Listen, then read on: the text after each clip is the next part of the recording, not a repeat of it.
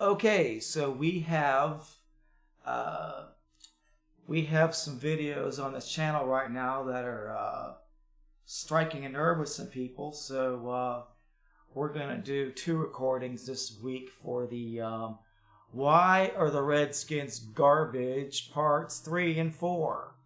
And I think these videos are striking a nerve with people. I'm here with my producer, Rich. Say hi, Rich. Hi, Rich. Rich is stupid. Okay, well, today we are going to talk about, first thing, we've coined some new terms from last week.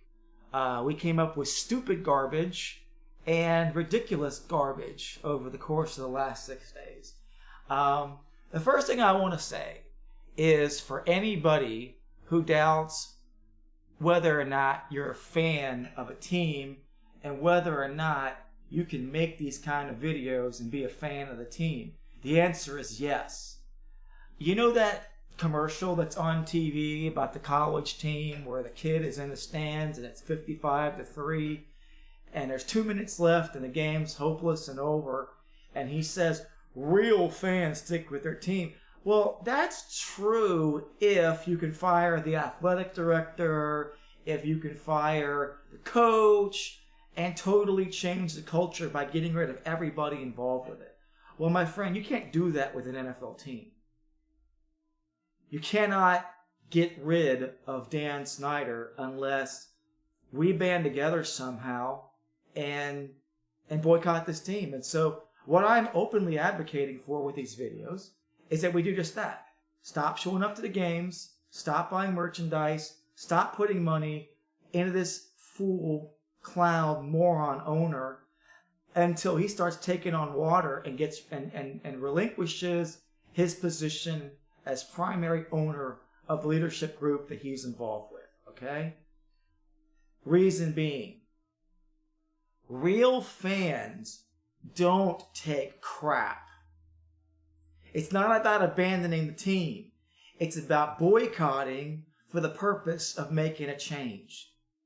You'll never get rid of this clown unless you hurt his pocketbook. And you know what kind of audacity Snyder has? He has the kind of audacity that the profits from this team have been noticeably going down over the last 4 years, and the fans aren't showing up for the games anymore, and he goes out and spends $95 million on a new yacht.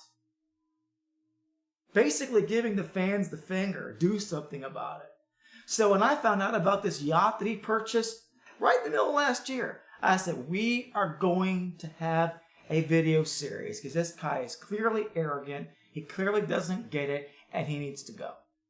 Okay, so, and what does it mean, Rich, when you fire every coach who's ever played under this guy, gotten rid of every general manager, front office people come and go year in and year out. You don't hear about it, but he fires front office people all the time.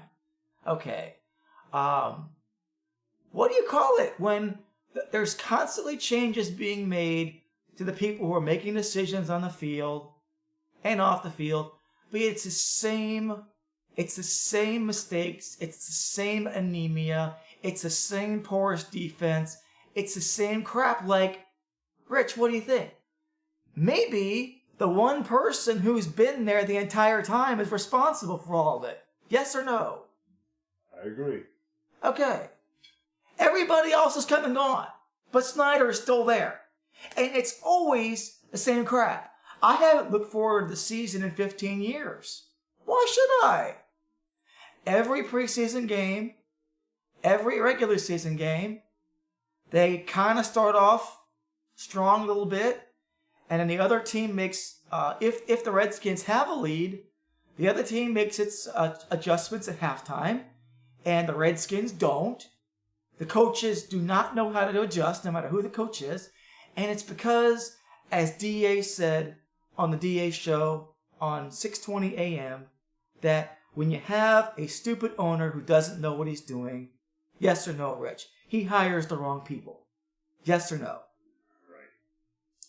speak up. He hires the wrong people. And so I'm going to do an expose on the Redskins draft history over the last 15 years. Probably doing 5 years worth of drafts at a time, probably starting in 2001. We could go back even further than that. I may just do 1 or 2 years at a time, just so I'll have more time to comment. But this particular episode, I would like to focus in on the Redskins tight end situation. And okay, so we have two views here. We have one view that Snyder is still micromanaging this team like a little mini-me, like the guy behind the curtain in The Wizard of Oz. Don't pay any attention to that man behind the curtain. Don't worry about him. He's not important. Or is it just that Snyder is stupid, and because he's stupid, he hires stupid people to do things for him, like run his team? Okay, either way, Snyder has to go.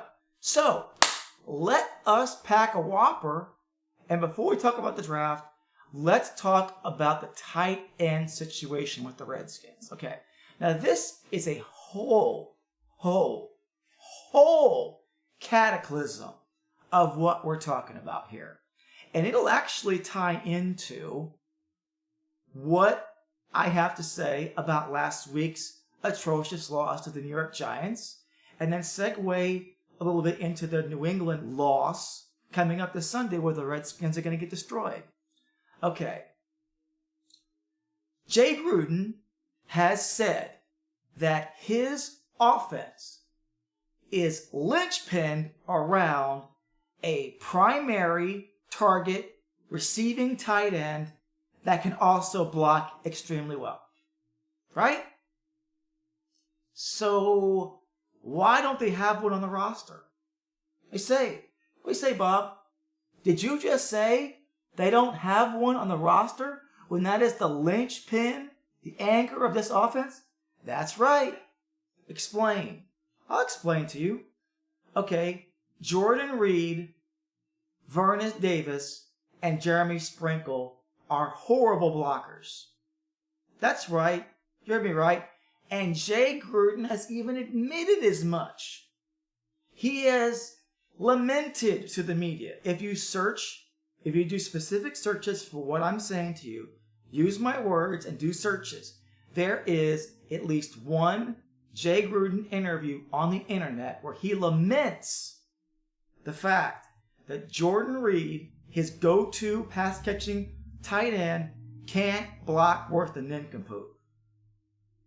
Vernon Davis could block if he had an attitude for it, but he doesn't want to block because he's entitled. He has a work ethic issue.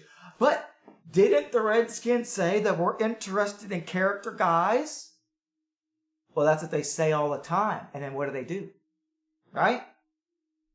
Because his team is controlled by Dan Snyder. Okay.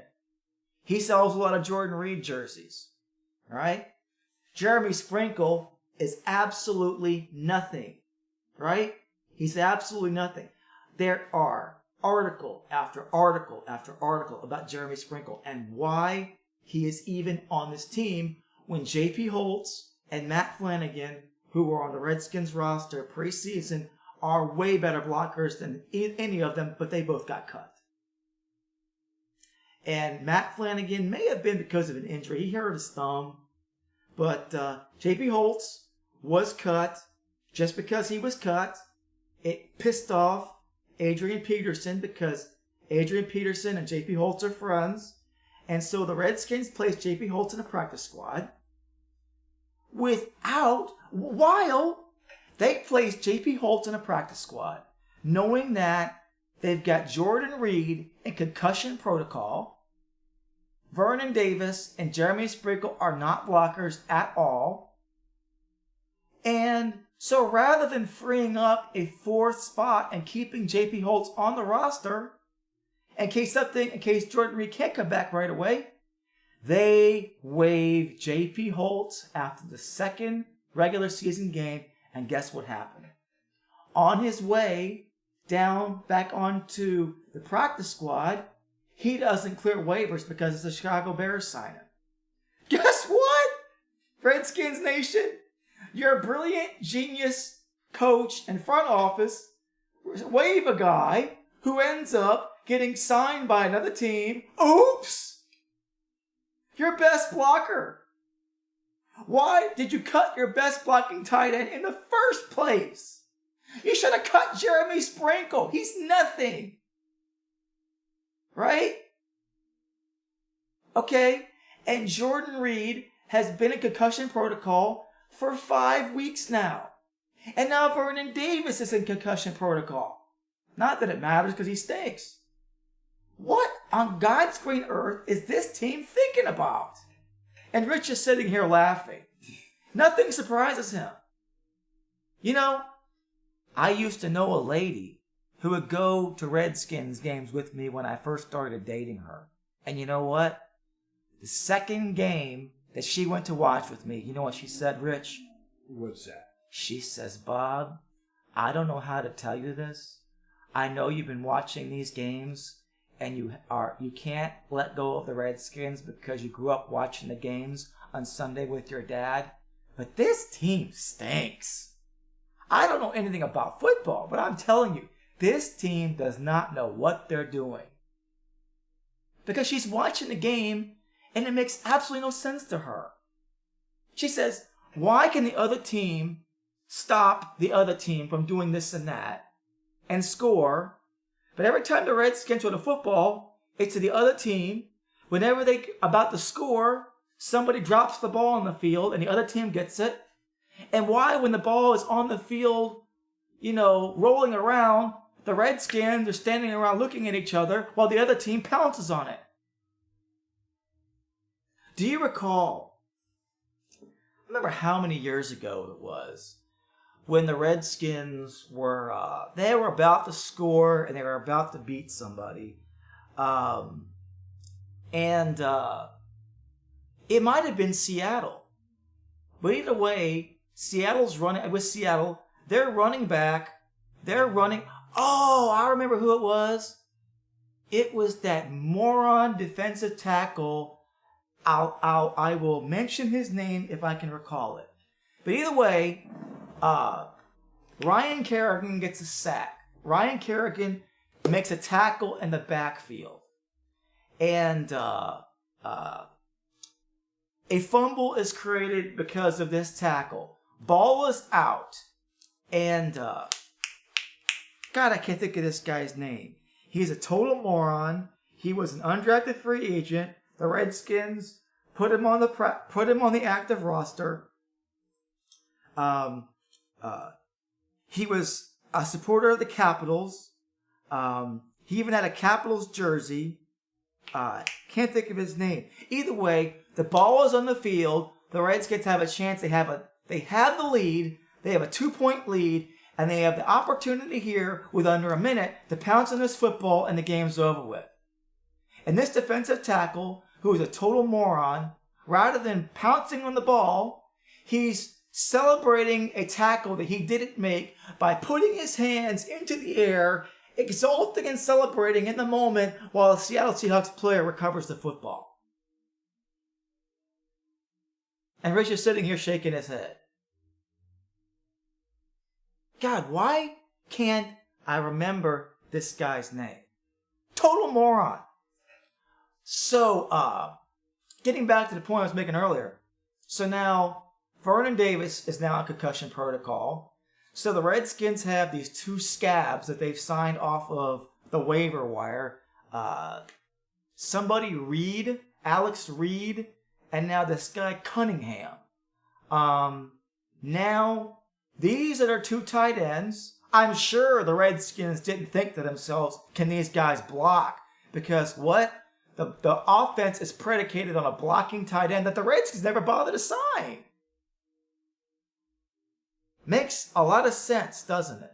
No, nothing that this team does makes any sense. Okay? And New England's coming up this week. Right? So we know that we're about to go to 0-5 because This is the one sure thing in the NFL.